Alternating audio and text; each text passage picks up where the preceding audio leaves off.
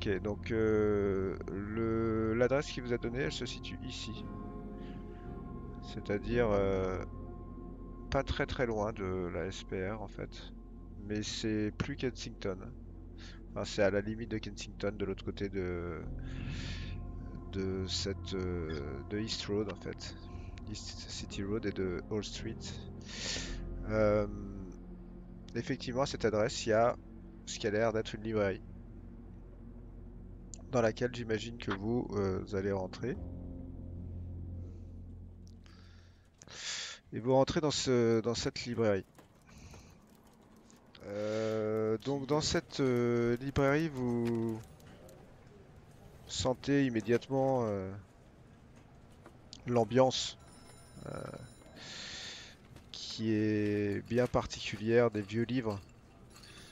Ça a l'air d'être un lieu de connaissance, mais de connaissance un peu sur des sujets un peu occultes. Vous voyez traîner pas mal de bouquins qui ressemblent bien entendu pas à vos livres du mythe, mais dont les thèmes sont tous centrés autour de l'occultisme, du spiritisme, de toutes les facettes ésotériques que toi tu connais bien, Jennifer, pour avoir déjà fréquenté ce type de lieu. Et il y a un gars qui se trouve à l'entrée. Il a une canne, il est assez âgé, et il vous regarde. Il fait Madame, monsieur, je peux vous aider? On va pas Oui, bonjour. tarder à fermer, hein, malheureusement. Bonjour monsieur. Oui, désolée d'arriver si tard. Je suis Jennifer Smallwood. On m'a dit que il y avait chez vous un dénommé Alistair Crowley. Ah, oui, vous connaissez Monsieur Crowley? Oui, non, pas personnellement. C'était un ami de mon père et j'ai reçu aujourd'hui un coup de fil d'un dénommé Blackwood. Peut-être que vous le connaissez. Algernon Algernon? Blackwood. Oui, C'est ça. bien sûr, madame, je le connais. J'ai ici dans mes rayons plusieurs de ces livres. Oui. C'est ça. Et il m'a adressé à Monsieur Crowley, qui était assez désireux de me rencontrer, il me semble. Bien sûr, vous entendez une voix qui passe de derrière la cloison qui fait Laisse-la rentrer, Jérémy! Et là, Monsieur Crowley? il a un regard vers la porte. Il vous dit Il est là-bas, je crois. Ah, très bien, je vous remercie beaucoup. Monsieur Crowley, nous arrivons. Donc, comme vous le voyez, il y a une porte qui se trouve en haut de cette librairie. Ouais. Et vous pénétrez dans une deuxième pièce qui est tout autant couverte d'étagères, couvertes de livres, etc. Et il y a un bureau avec un canapé, enfin plutôt un fauteuil, sur Surtout un lequel gros se coffre en trouve fait. un homme. Cet homme a, je dirais, une soixantaine d'années. Il est assez élégant, il est assez imposant. Et il dégage quelque chose d'autoritaire et de très à la fois très sombre, mais aussi il a une forme de charisme, quoi, de séduction qui passe dans ses yeux en même temps. Mais surtout, il a vraiment une stature très imposante.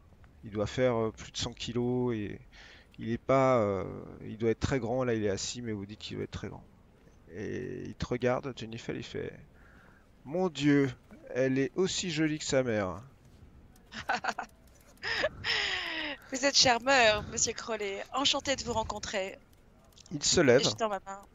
et là, vous voyez qu'il fait facile plus d'un mètre 90. Waouh. Et il a des grosses paluches comme ça. Et il prend ta main et il l'embrasse. Tu vois qu'il a plein de bagues au doigt, dont certaines avec des énormes rubis, certaines avec des têtes de mort. Et il t'embrasse la main. Et le dessus de la main, il te fait le baise-main à l'anglaise, je dirais. Et en fait, après, il se retourne vers toi, Erasmus, et il te tend une paluche. Et vous êtes monsieur? Professeur Erasmus Briggs, enchanté de vous connaître, monsieur Crowley. Mon Dieu, je n'aurais jamais cru ça. Que la fille rebelle, finalement, sorte avec un universitaire, ça me la coupe. Oh, Vous vous vous n'êtes méprenez, monsieur Crowley. Nous ne sommes pas. Disons que nous ne sortons pas ensemble. Nous sommes compagnons de voyage et amis. Ah, bien sûr, bien sûr.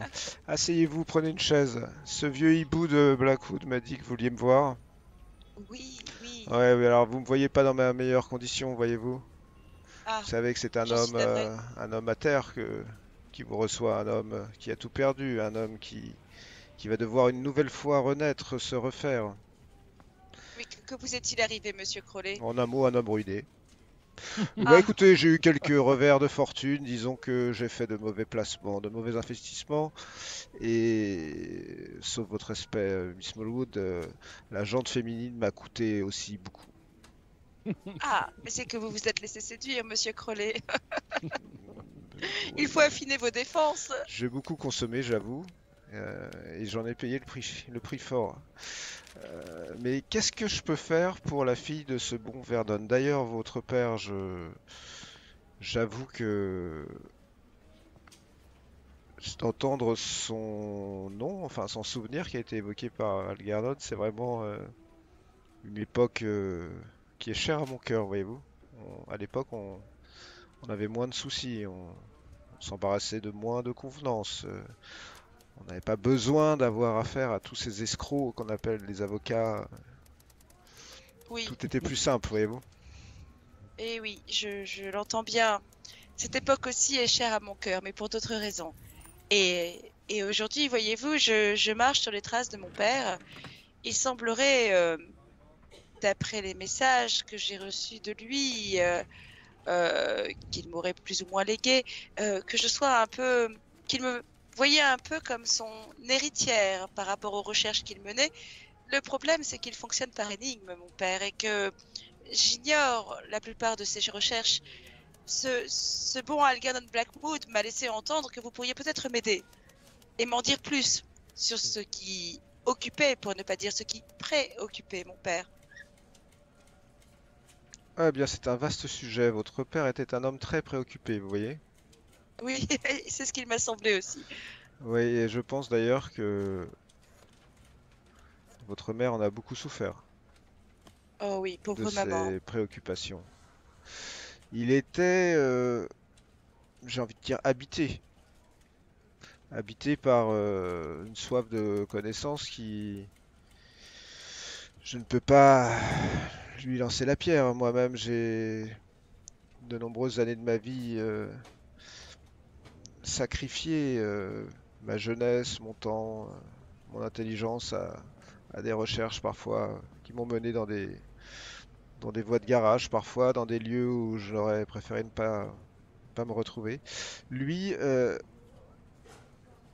avait cette idée folle qu'il y avait autre chose qui existait au-delà du mur de notre vie terrestre. Mais pas au sens religieux du terme, voyez-vous, ce n'était pas du tout un pratiquant, je ne vous l'apprendrai sans doute pas, Miss Smallwood, votre père. Oui, non, bien sûr, ses recherches étaient ailleurs. Oui, je pense que si nous sommes dans l'acception chrétienne, ou même dans celle de l'Église anglicane, sa place serait en enfer aujourd'hui Ah, s'il avait vraiment cru en tout cela. Non, non, lui, il croyait que au-delà de notre vie terrestre, il y avait une autre vie que nous menions lorsque nous dormons. ah, Vous voyez, c'était son obsession. oui, eh bien, mes dernières recherches semblent corroborer vos dires. Puis-je vous montrer ce feuillet, Attention, non, ce ne sont pas mes dires, hein, les ce sont siens? les dires de Vernon. Moi, je vous avoue que lorsque je dors, eh bien, généralement, c'est accompagné. Et j'essaye, bien que mon âge m'en empêche maintenant, que ça soit le moins longtemps possible. Que je dorme, hein, je veux dire, excusez-moi. Oui, bien sûr. Mais en tout cas, Vernon, lui, il en était persuadé. Il était persuadé que cela existait, il était même persuadé d'y être allé, voyez-vous? Oui, mais ce que j'entends par corroborer vos dires, c'est que vous avez raison, mon père menait ce genre de recherche. Et j'en ai pour preuve ce feuillet. Regardez ce que j'ai trouvé dans le bureau de mon père récemment. Et je lui tends le feuillet avec les inscriptions. Alors, déjà, il y a ce coffre, il y a cette clé que j'ai eu le bonheur de retrouver. Et à l'intérieur, il y avait un œuf. Un Et œuf. oui, très très ciselé, de très jolie fabrication, une œuvre d'art. Et cet œuf aurait, paraît-il, la propriété de d'emmener son porteur dans la contrée des rêves. Vous a-t-il déjà parlé de cette contrée? Tu vois qu'il t'observe avec beaucoup d'attention à partir du moment où tu as prononcé le mot œuf. Vous voulez dire que... vous l'avez cet œuf? euh, Nous l'avons trouvé aujourd'hui même, oui. Mais je ne l'ai pas sur moi. C'est fou. Ce fameux... il appelait ça un cristalliseur de rêve. Cristalliseur de rêve. Et vous l'avez eu entre vos mains, vous, ce Non, cristalliseur de rêve? mais bien sûr que non, j'ai toujours cru que c'était une de ses lubies. Il... Enfin, pour peu que je me souvienne vraiment de son histoire, ce n'est pas tant que ça lui permettrait... En fait, il a cherché cet objet pendant très longtemps. Je ne Eh bien, il pensais l'a pas trouvé. qu'il... Je sais pas où il a pu le trouver, mais en fait, cet objet, ce cristalliseur dont il me parlait, ce n'était pas censé l'amener dans cette contrée des rêves. Il avait l'air d'y être allé bien avant de le trouver. C'était censé lui permettre de ramener quelque chose. Ah, de transporter des objets d'une dimension à l'autre, en quelque sorte? Ouais, c'était sa théorie. Sa théorie était que, voyez-vous, cette dimension parallèle à la nôtre, euh, on y, soit on y vient au monde, hein. Selon lui, il y avait des gens qui peuplaient cette dimension qui n'avaient aucune existence dans notre univers.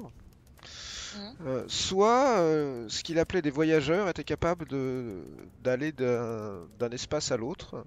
Et dans ce cas-là, lorsque nous autres pauvres êtres humains, n'est-ce pas, étions censés nous rendre là-bas, nous y arrivions dans le plus simple appareil. Ah, C'est-à-dire sans y amener un quelconque objet.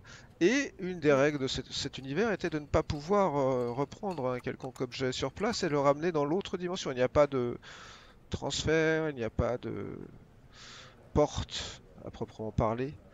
D'accord. Tout se Mais passe entre le rêve et l'éveil. D'ailleurs, il me semble qu'il appelait les éveillés ceux qui habitent. Il s'appelait lui-même un éveillé, alors que ceux qui sont dans notre dimension et les rêveurs, ceux qui sont dans le monde des rêves. Et cet objet, ce catalyseur, dont il n'a eu cesse de me dire que il lui faudrait absolument ce catalyseur pour ramener quelque chose. euh, je ne pensais pas qu'il l'aurait trouvé. Mais il me parlait d'un œuf, effectivement. eh bien, oui. Vous êtes resté en contact avec mon père jusqu'à sa mort ou alors vous avez perdu contact avant?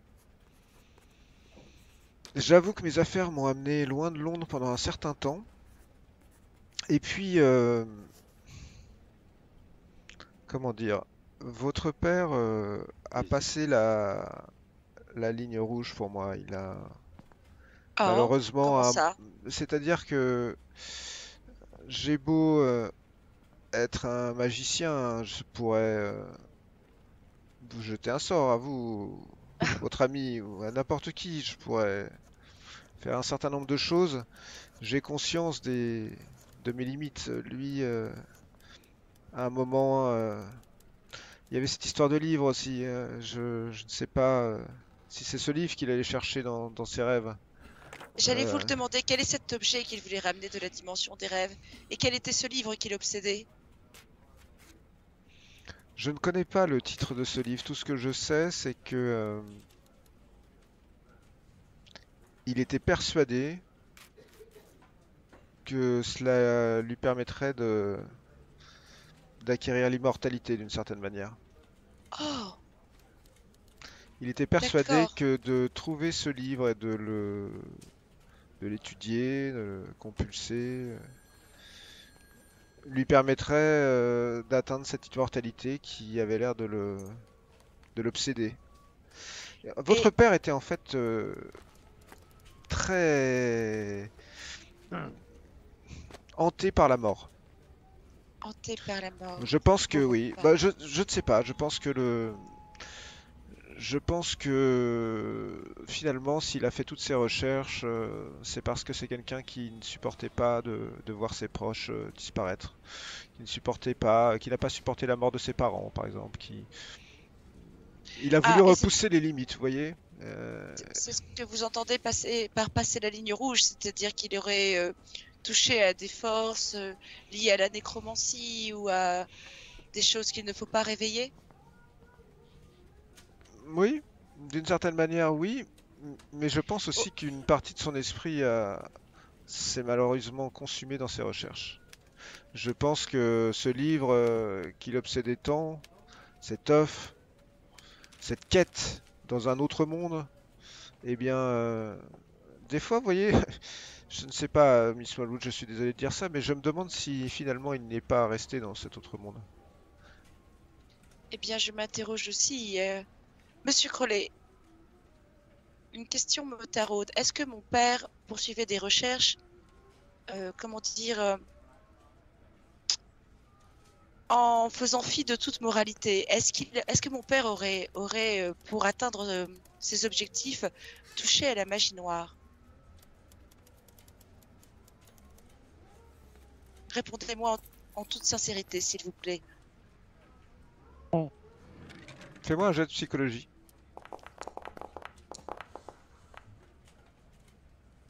Ah. Euh, Je peux le faire, moi, ce jet? Tu peux. Non, je vais pas aller loin.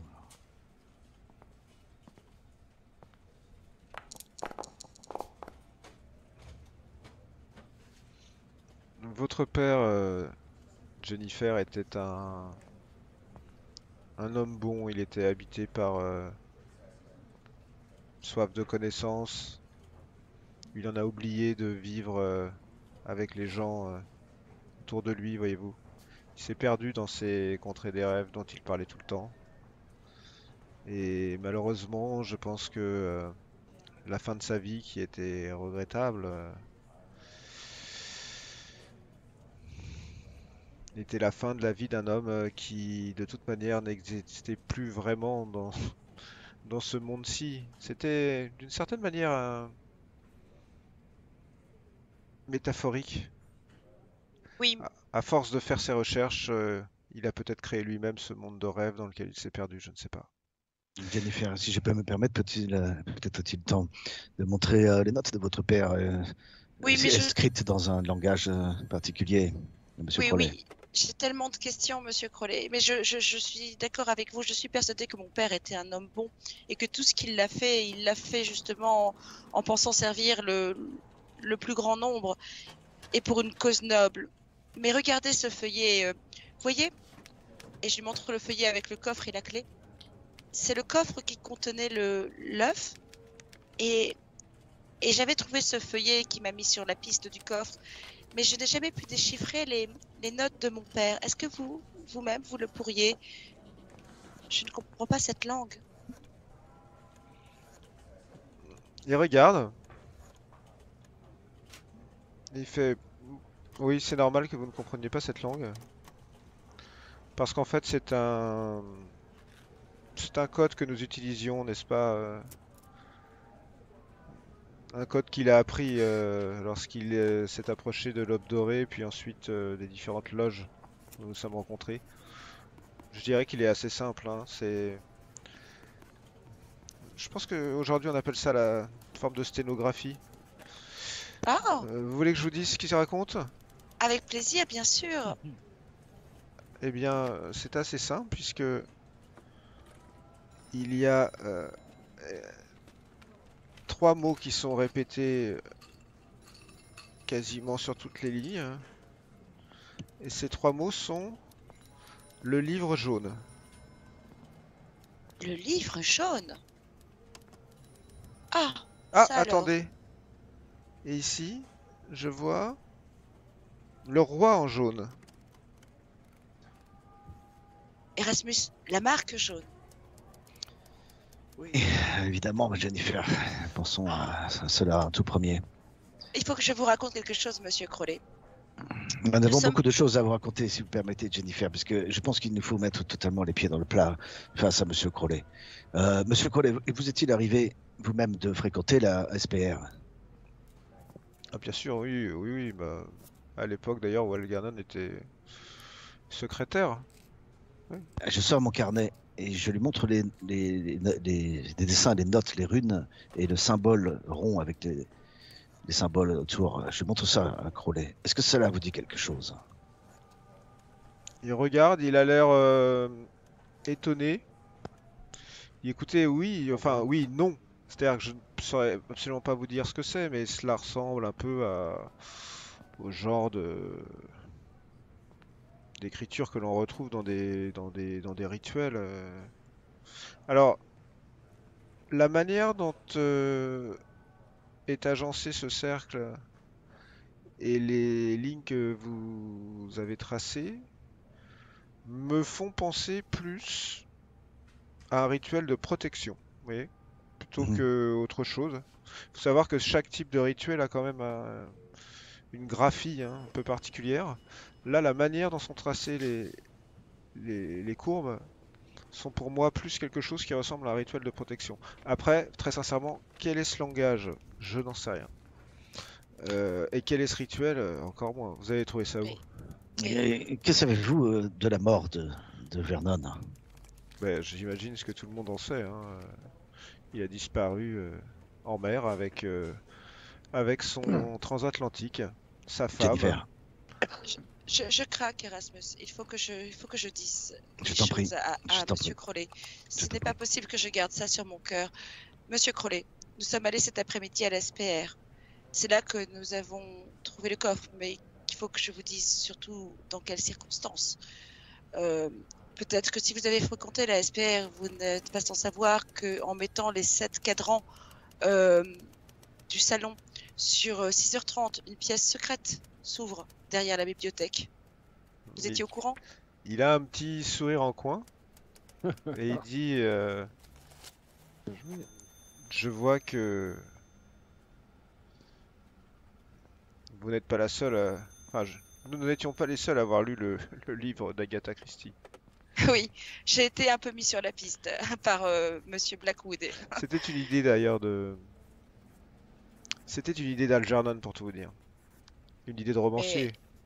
Ah, Créer une pièce secrète qui serait activée par 7 cadrans en référence à un livre, forcément, ça ne pouvait être une idée de romancier.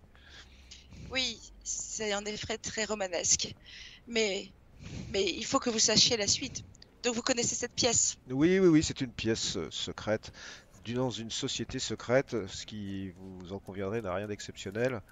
J'avoue que j'y ai assez souvent vidé de bonnes bouteilles de whisky, Ah, mais là n'est pas à part ça, vous ne faisiez pratiquiez pas de rituel dans cette pièce avec les autres membres de la SPR?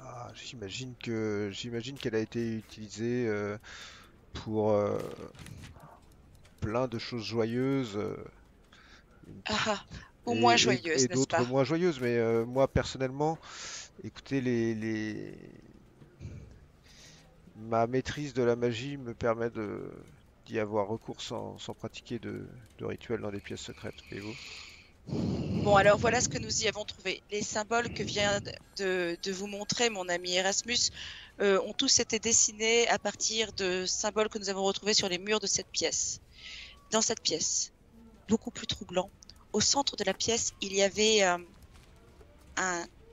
cocon très organique, une espèce de grande, Gang. structure biologique de la taille d'un homme et en effet, elle était transparente et à l'intérieur, il y avait une silhouette. Et d'ailleurs, ce cocon lui-même était posé sur une espèce de symbole kabbalistique. Vous l'avez dessiné, Erasmus? Une sorte de pentacle, oui. Vous en avez encore la mémoire? Oui, oui. Vous l'avez vu, n'est-ce pas? Une sorte de pentacle, cette sorte de créature était posée dessus dans une gangue, une sorte de cocon. Mais là, j'ai l'impression, monsieur Crowley, que tout cela vous dépasse, effectivement. Non, laisse-moi poursuivre, Erasmus. Imaginez mon Jennifer. émoi, monsieur Crowley, imaginez mon émoi, à l'intérieur du cocon, il y avait une silhouette. Et il m'a semblé reconnaître la silhouette de mon père. Mais comme une espèce de fœtus déjà adulte, à peine achevé. Il n'avait pas encore de cheveux. Son ossature n'était pas encore bien charpentée, mais pourtant à travers sa peau, on voyait palpiter des veines et la vie semblait réémerger, comme s'il était en train d'incuber et de renaître. J'étais tellement troublée que je regardais hagarde autour de moi, et là, sous le canapé de la pièce, j'ai vu des vêtements. C'était ceux de mon père. Quand je les ai reconnus, c'était cette étoffe, il y avait une forte odeur de camomille, comme celle qui est souvent associée à la contrée des rêves, je ne sais pas si vous êtes au courant. Partout régnait cette odeur. Et quand j'ai fouillé les vêtements, j'ai retrouvé la montre de mon père. Regardez, c'est bien ses initiales. Vernon Smallwood. Pendant son récit, plusieurs fois, en fait, il t'a regardé, Erasmus, un peu pour voir si... T'as la sensation qu'il t'a regardé un peu pour voir si tu croyais à ce qu'elle était en train de raconter. Moi, je le regarde, je renvoie son échange en, tu vois, en lui lançant un air de plus sérieux, quoi. Tu vois. Il regarde la montre. Oui.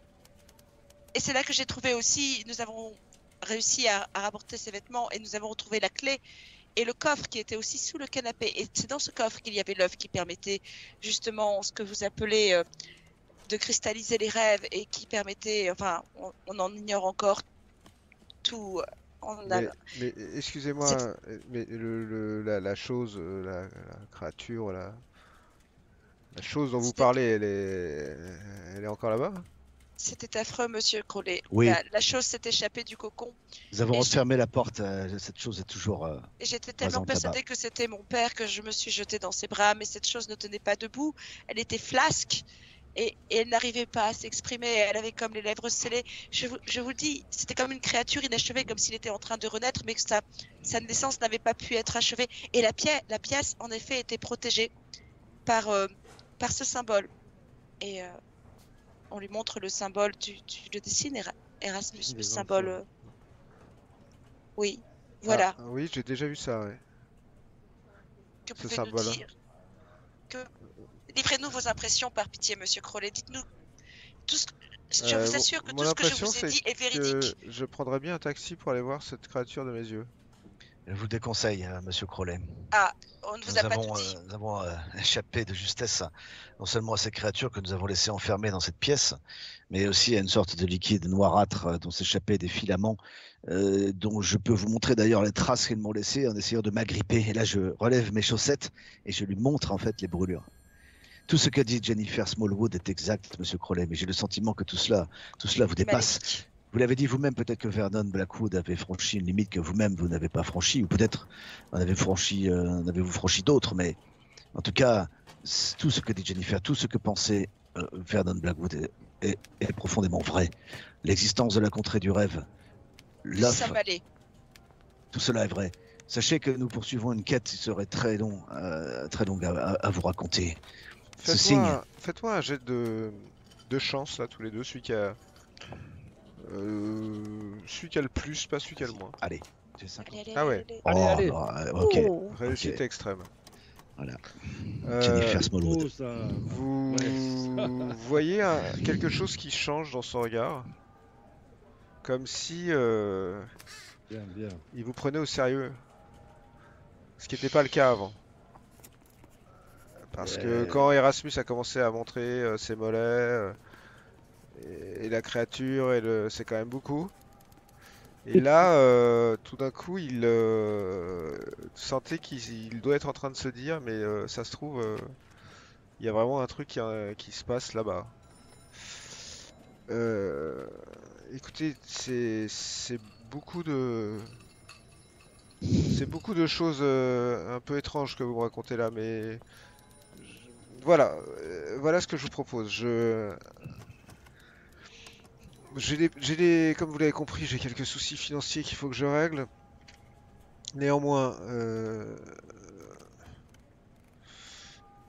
vous avez peut-être des pièces à me laisser, ces symboles que vous avez vus sur les murs, vous les avez recopiés quelque part? Je les ai Oui, sur mon oui. carnet. Ici, madame. Est-ce que vous me laisseriez le temps de faire une copie de ceci, ou est-ce que vous me laisseriez votre carnet pour que j'essaye d'étudier tout cela dans ma bibliothèque personnelle? Et je crois savoir que vous deviez vous absenter quelque temps. Oui, oui, Peut-être. oui, mais j'avoue que votre histoire a piqué un peu mon intérêt. Je vais peut-être rester un peu plus longtemps que prévu à Londres. Oui, parce J'ai- qu'il s'agit, Monsieur Crowley, de faire plus que de satisfaire votre propre curiosité. Cette question sur cette marque, l'avez-vous déjà vous-même tracée? Non, jamais, non. Par contre, je l'ai déjà vu tracé. Avez-vous J'étais... déjà possédé quelques objets qui auraient été enchantés pour le tracer? Je savais même pas qu'il y avait des objets en chantier qui étaient censés tracer ce genre de signes, hein, voyez-vous. Pensez-vous être à même véritablement de déchiffrer ces runes et ce symbole que nous avons trouvé dans de la pièce secrète Oh, de Speer? écoutez, je me targue, Monsieur Briggs, d'avoir une certaine érudition dans ces domaines, et même si certaines choses m'ont échappé, visiblement, je pense pouvoir, oui, vous aider dans vos recherches. Mais il a dit que pour tracer certains symboles comme celui-ci, il faut le faire avec des armes enchantées en argent pur. Avez-vous déjà possédé quelque objet de la Ah oui, sorte? oui, oui, bien sûr, j'ai déjà eu enchanté, non, mais en argent pur, oui, c'est assez courant d'ailleurs d'utiliser des calices ou des poignards. Ah, j'avais d'ailleurs des très beaux poignards et je crois bien qu'il a été vendu il y a quelques jours. Malheureusement, mais enchanté, non. C'était des objets que j'ai pu utiliser en décorum, comprenez-moi. Il me vient une idée. Vous avez dit, Monsieur Crowley, ça ne m'a pas échappé, que les symboles semblaient représenter un rituel de protection. Et tu vois, Erasmus, quand Betty disait que le symbole était pour empêcher le mal de sortir, c'était juste l'inverse, c'était pour empêcher le mal d'entrer. C'est Parce ce qu'elle que disait. dans cette pièce, non, d'entrer, dans la pièce où mon père était en train de se reconstituer, moi, je commence à penser que à la lumière de ce que dit Monsieur Crowley, comme mon père était très soucieux de l'immortalité, qu'il avait fait des recherches dans ce sens et qu'il avait laissé, comment dire, quelque chose pour se permettre à lui-même de se régénérer et que c'est peut-être ce qu'il était en train de faire dans cette pièce et que nous avons interrompu le processus. Peut-être qu'il était lui-même en train de revenir et que le processus n'était pas achevé et qu'il s'était enfermé justement dans un pentacle de protection pour pouvoir aller jusqu'au bout de sa régénération. Nous avons tout fichu en l'air. C'est horrible. Mais Jennifer, fais-moi un jet de santé mentale. ah oui. Faire hop, Ah Ah, juste à Ah, temps, quoi. tu vois. ouais, non. Tu perds encore un point de santé mentale. Voilà, que dalle, faire que dalle. Et Jennifer. t'es quand même assez Un type de persuadé zone. de ce que tu viens de dire. Et oui, j'en suis persuadée. Et je suis, je pense aussi enclin à penser la même chose que toi, Jennifer. Peut-être était-il en train d'être en sorte de gestation pour devenir quelque chose d'autre, mais aurait-ce été ton père, à moins peut-être que s'il avait fini son évolution, et son âme, Pardon. son esprit, je ne sais quoi, peut-être dans la contrée du rêve, hein, le moment venu, il serait revenu, et peut-être... peut-être espérait-il justement que tu viennes le chercher dans la contrée du rêve et ramener son âme dans son corps, mais là je divague totalement. Et en plus, je parle très librement devant Crowley, hein, Ouais. parce que je pense qu'en fait il a l'air totalement dépassé. Écoutez, voilà ce que je vous propose. Mon ami Algernon sait où vous joindre. Euh, je ne peux pas vous dire où vous pourrez me trouver. Ici, une partie de la journée, mais je ne sais pas de quoi sont faites chacune de mes journées. Mais je vous assure que je vais réfléchir à tout cela aux lumières de mes lectures. Et je reviendrai vers vous le plus rapidement possible. c'est que j'aimerais tout de même prendre au moins une photo, si c'est possible. Si peut-être en avez-vous ici, des notes que j'ai prises. Vous laissez mon carnet et le laisser Attendez, partir. attendez, non, non, non, non, gardez votre carnet. Je sais à quel point un carnet est important pour un chercheur comme vous. Faites-moi une copie de ces notes et faites-la passer à Algernon. Oui, très bien. Je vais la faire comme ça. récupérerai et avant même d'aller avoir récupéré les éléments dont vous me parlez, je vais essayer de voir si d'une manière ou d'une autre je peux amener une lumière là-dessus. Oui, Monsieur Crowley, je ne veux pas abuser de votre temps et j'ai bien entendu que vous aviez des soucis financiers et certainement d'autres chats à fouetter. En ce sens, j'ai pas mal de questions et j'aimerais profiter de votre érudition. Accepteriez-vous que je vous dédommage de votre temps? Cela vous aiderait financièrement et cela me permettrait de ne pas être embarrassé en vous posant toutes ces questions, en vous demandant Non, non, non, non, de Miss l'aide. Smallwood, écoutez, je vais vous dire doublement non. La première raison, c'est que vous ne savez pas à quoi vous engagez, Miss Smallwood. Je suis ce qu'on appelle un gouffre financier. Enfin, c'est ce qu'ont dit tous mes débiteurs. Enfin, et c'est ce qu'ont dit aussi la plupart de mes femmes. Euh, je pourrais vous mettre sur la paille, quand bien même il vous reste un peu d'argent de votre famille. La seconde est que, voyez-vous, la seule raison pour laquelle cette vieille carcasse existe encore, c'est justement la passion de la recherche de ce genre de sujet. Oui, Donc, vous avez suffisamment piqué ma curiosité pour que je fasse cela à titre de recherche. Par contre, il est possible que si je venais à faire une parution, non pas pour raconter l'histoire de votre père, mais des sujets connexes qui puissent un peu me permettre de redorer mon blason dans la société, il faudrait pas venir me demander des droits d'auteur, voyez-vous. ne vous en faites pas pour cela. ne citez Mais pas de nom, hein. Non, non, non, je euh, suis un professionnel. Mais avant, j'ai toute confiance en vous.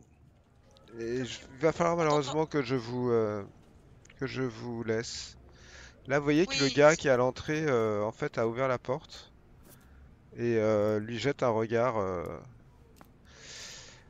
Mon bon ami veut fermer la boutique et j'abuse déjà de son d'accord. hospitalité depuis trop C'est nous longtemps. qui, c'est nous qui abusons. Excusez-nous, Monsieur Crowley, mais je savais bien que j'avais trop de questions.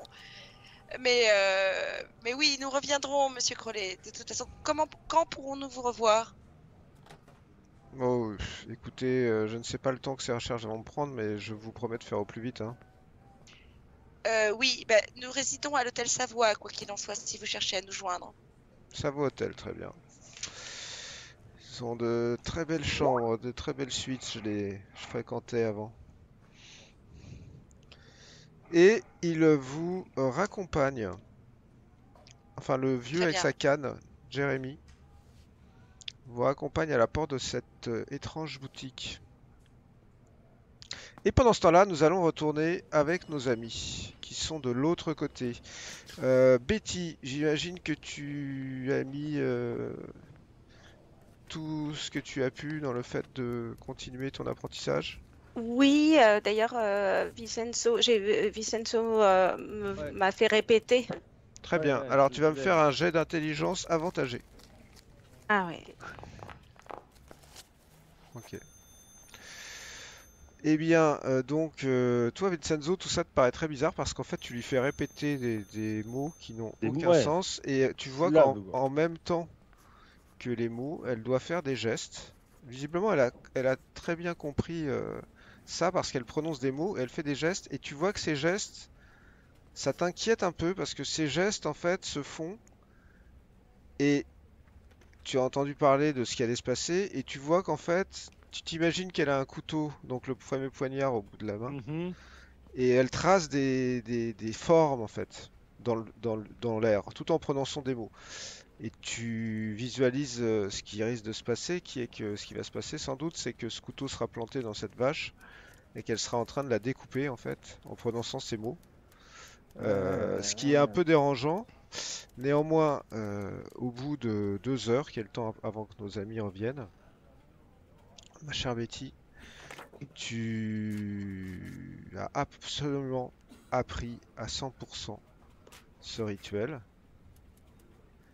et tu commenceras la prochaine session avec, dans ton inventaire, 2 sorts que tu Yes. maîtrises.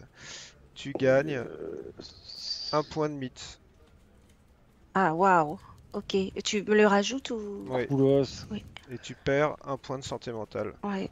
D'accord. maximum. Je me le retire? Non, non, je vais le faire. C'est pas un point de santé mentale, c'est un point de santé Ah oui. mentale maximum. Ah oui. Tu diras bien le sort que tu... le rituel que tu connais. Mm. Canon. Mais oui, mais oui. Bah Ah, écoute, je suis rassurée de le connaître.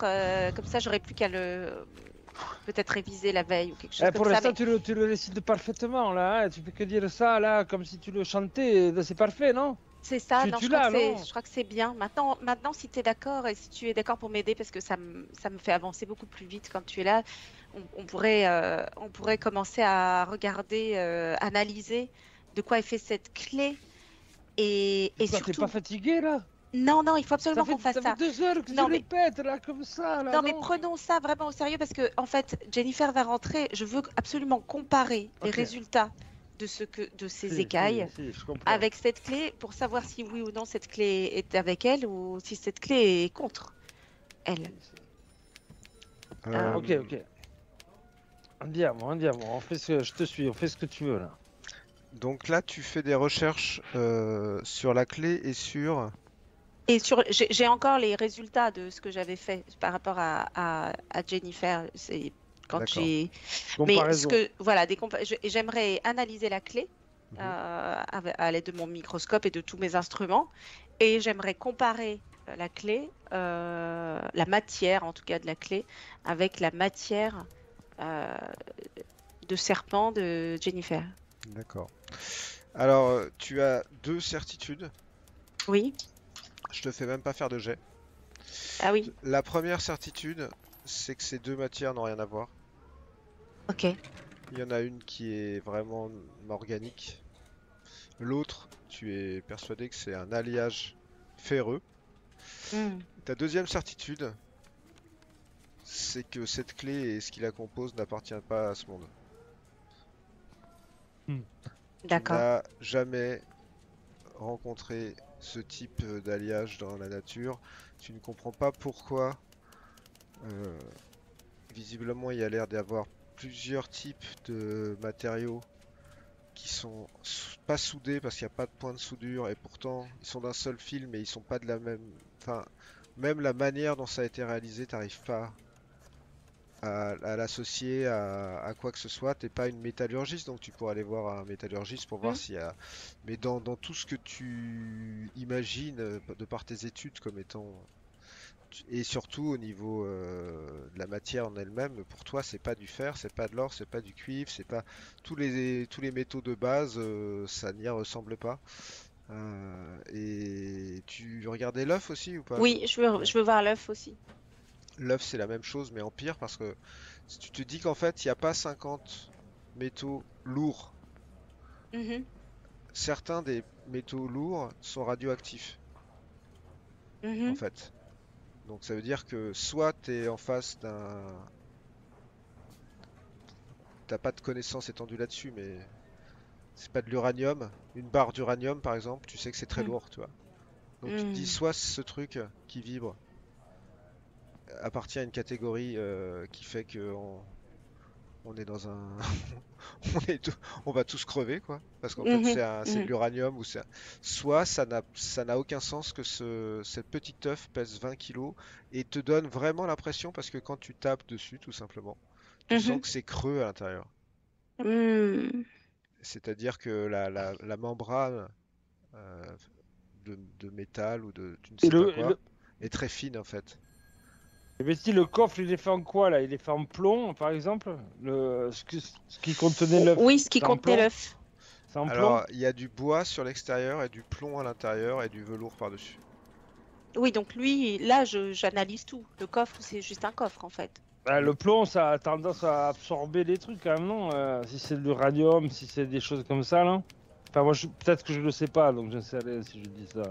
Vous êtes tous des militaires. Alors à cette époque-là, on n'en était pas encore Non. à ce stade-là, mais Ouais, on peut garder ça, c'est pas grave. Ouais. ok. À 20h, vos amis reviennent et vous vous retrouvez tous à la chambre. Eh bien, comment allez-vous les amis? Vous avez avancé? Oui, on a bien avancé, et je peux déjà te dire que la clé, enfin, en tout cas là, voilà, la clé n'a rien à voir avec ce que tu pensais, ne te rapproche en rien de Gig. En tout cas, elle appartient pas à ce monde. Donc, il faut nous méfier de cette clé et non pas la voir comme quelque chose qui te protège, ni nous protège. Oui, mais alors ce que je comprends pas, c'est pourquoi est-ce que mon père me l'a adressé personnellement? Il m'aurait pas remis entre les mains quelque chose de dangereux, c'est étrange quand même. Non, mais peut-être que là, visiblement, ton père, il est dans le monde des rêves, quoi. Enfin, si je comprends bien tout ce que tu vas me raconter et tout ce que j'ai compris, là.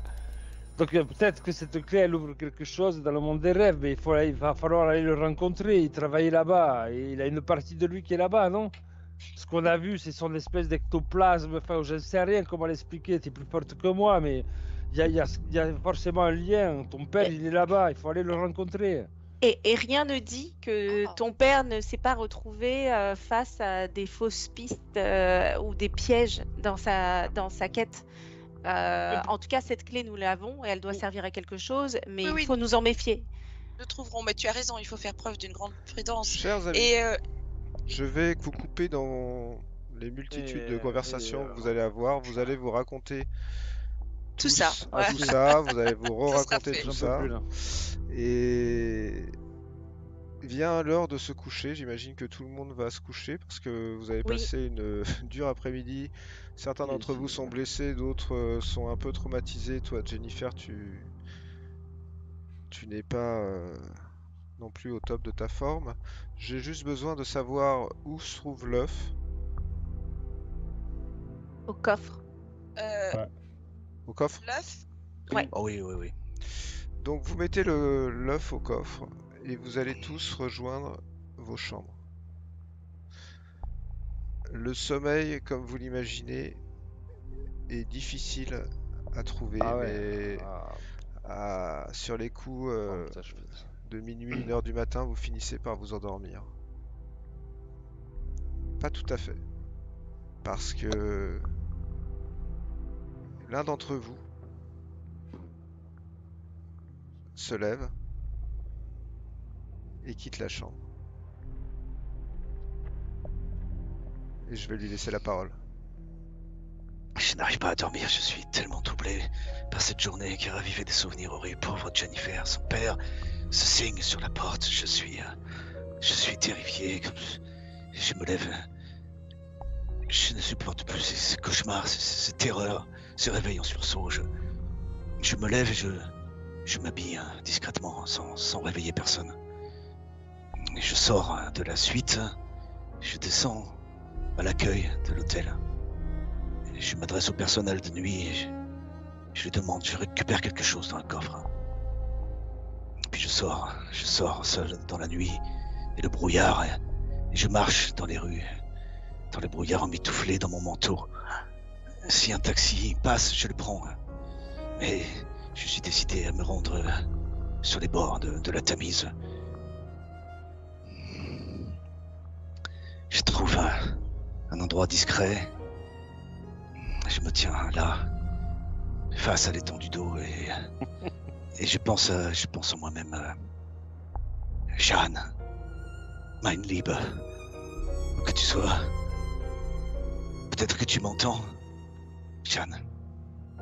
Si tu savais comme je souffre de ton absence, je me sens si seul, je suis perdu, je suis comme une ombre parmi les ombres, je suis perdu dans un océan de larmes. Quel chemin parcouru pour en arriver là? Quel sinistre paradoxe, quel cruel cynisme. Alors que nous sommes sur le point d'accomplir un acte qui n'est rien de moins qu'un rituel sataniste. un choix de ténèbres et de mort, sans quitter de Jennifer qui danse chaque matin pour le soleil, un sourire de pure joie sur son visage. Le soleil, cet astre, symbole de lumière et de vie. Pense aux Aztèques, aux Mayas, m'aurais-tu dit, eux qui pratiquaient le sacrifice de sang pour le nourrir, le soleil, de peur qu'il ne s'éteigne. Tu as raison, tout est noir. Où allons-nous? Ils sont fous, et ils ne comprennent pas. Nous sommes fous, nous ne comprenons rien. Mais comment accepter de contribuer à cette horreur? Comment croire que nous le ferons pour le bien, quand tout mon être, toute mon humanité, mon amour de la vie, hurle, se refuse à commettre cette chose ignoble? Là, je sors quelque chose de sous mon manteau, enroulé dans une étoffe que je déplie soigneusement. C'est une arme. C'est un poignard. Un poignard en argent, pur. Jeanne, ce que je m'apprête à faire, est-ce du courage? Est-ce de la lâcheté? Je replie le bras qui tient le poignard et je m'apprête à le lancer loin dans le fleuve. Pardonne-moi, mon amour. Et c'est là que nous nous arrêterons pour ce soir. Waouh.